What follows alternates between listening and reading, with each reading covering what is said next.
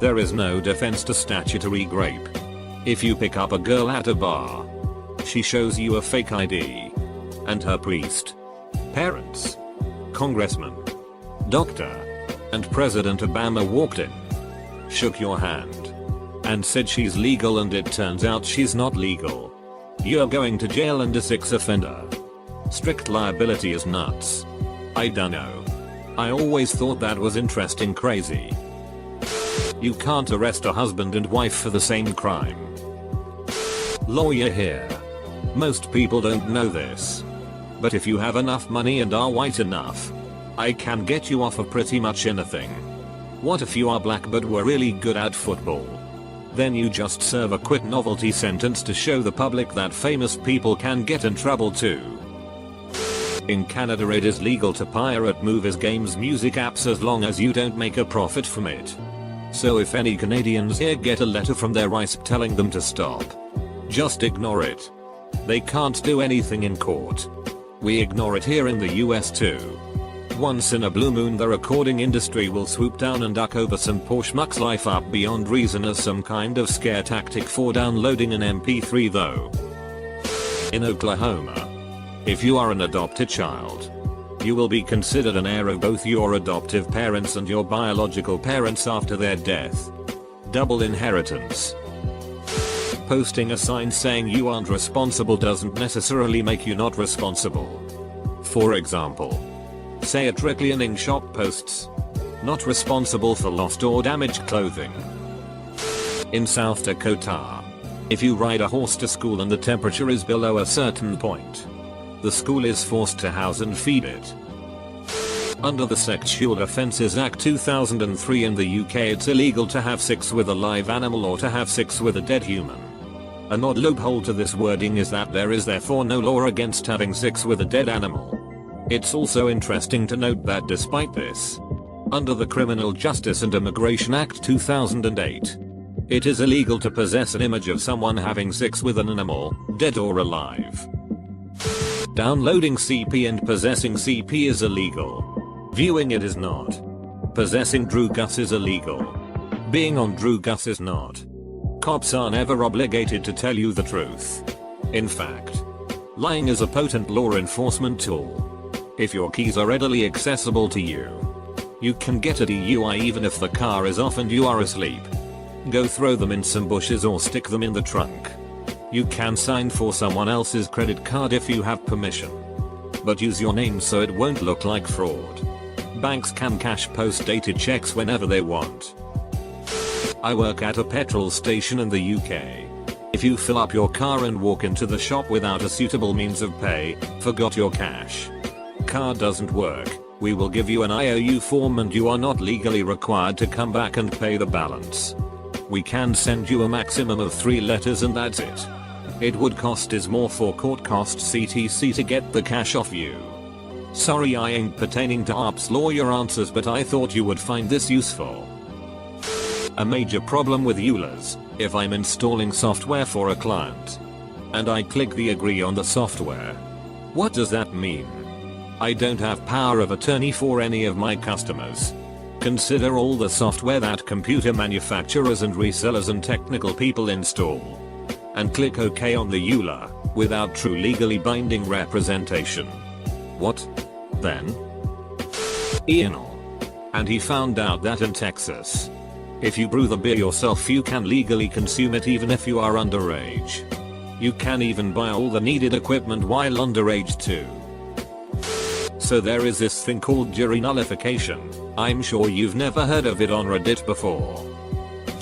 If you live in an oil producing state, odds are you don't own the rights to the oil under your land. However, the person who does own the oil rights is fully entitled to come on your land, set up a drilling rig, lay pipelines, install storage tanks, build a frack water pond, and do basically anything needed to get the oil out of the ground. They don't need your permission to do this. It is not trespassing, and there is virtually nothing you can do to stop them. Oil and gas lawyer. Edit, added qualifier. I regularly tell people there is no magic number on a DUI charge.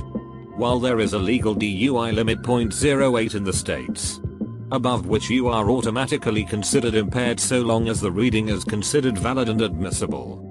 Most states have laws which allow any amount of alcohol in your system to qualify for the charge if the state can show the amount, no matter how low, sufficiently impaired your ability to operate the vehicle. Here we have DUI, driving under the influence, and DWI, driving while intoxicated, as basically separate laws. The first requires a .08. The second requires a showing you were intoxicated to a point your ability was sufficiently lessened. Fun fact to throw out at the local bar: when someone starts talking about how they had 3 beers and are below the legal limit, and therefore won't get a DUI as a result. Any act followed by a verbal or written no homo comment is deemed to be true a priori. However, if both sacks touched during the prior act, no homo cannot be used to invalidate said action.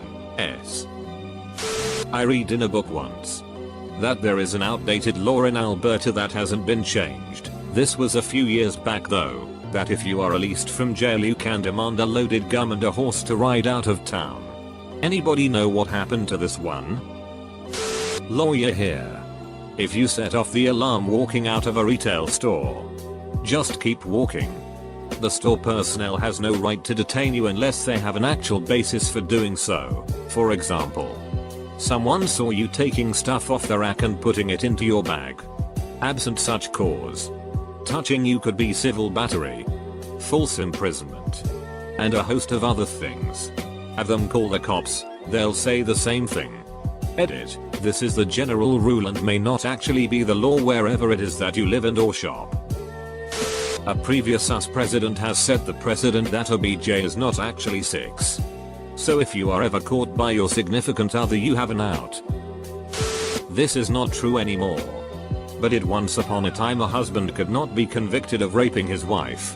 Also, a spouse used to be able to sue the person her spouse cheated on you with. It was called alienation of affections. If you're poor, then you automatically lose. I've always been fond of adverse possession.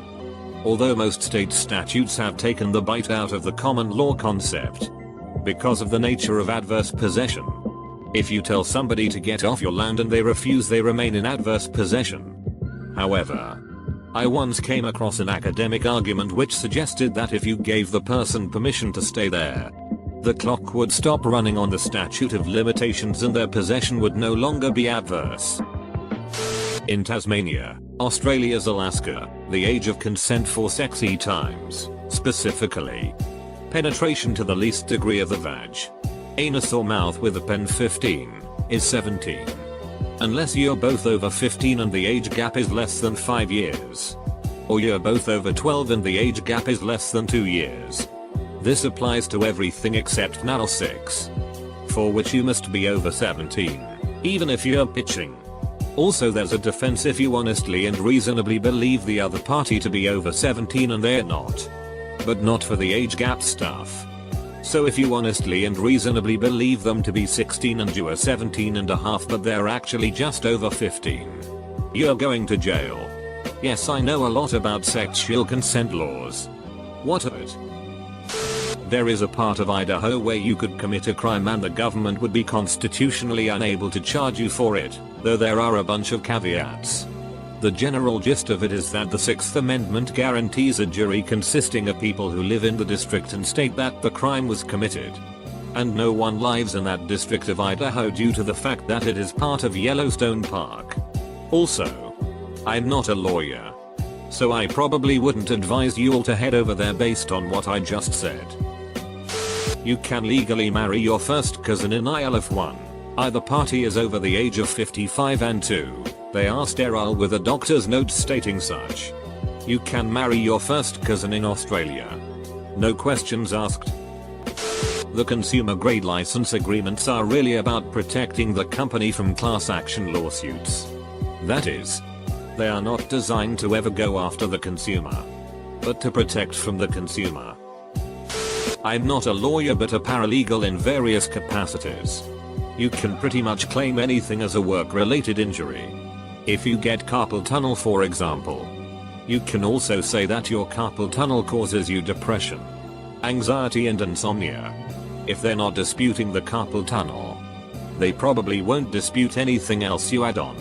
If they want to dispute it, they will have to pay for the doctor to prove you don't have depression, anxiety, insomnia, and they would rather just give you the money as part of your settlement.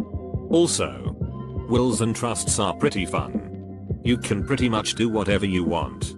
It's like creating a little fantasy world for after you die, and everyone will be obligated to honor your wishes the best they can. When you pay to park somewhere, and they hand you that ticket that says they are not responsible for any damage to your car, that's bullshit. They absolutely are, and they just want to scare you off. They took a bailment on your car. Exceeding the posted speed limit in Texas, and a few other states, is not technically a crime. It's just really good evidence that you were speeding. It falls under the umbrella of prima facie law, which means on the face of things.